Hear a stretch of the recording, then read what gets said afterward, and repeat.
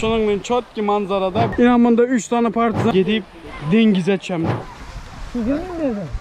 Nabzata karasayın, nabzata karasayın. Murat. Murat.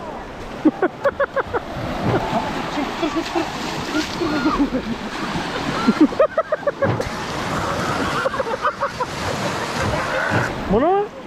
İşiymiş burada. Allah.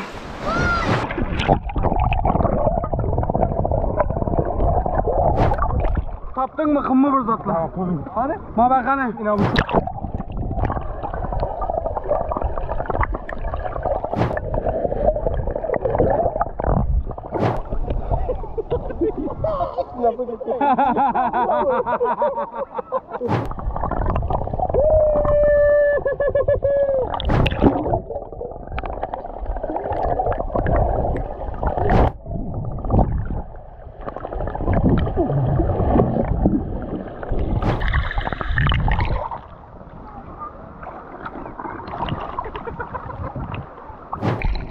Balıklar nereye dayı?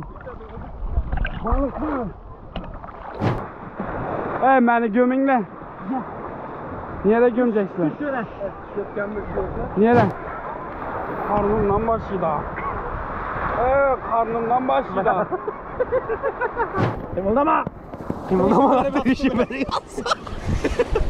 Kolunda Yeter be attı. kolunda kala bakma. Yaşıyor mu? Tamam bilmindir lan. Fağut'ta yürek atışı bile. Şu vakasını getirdi.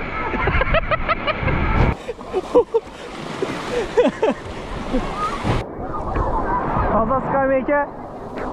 Şermenle. Yaşıyor mu? Sana pedaz yok sana.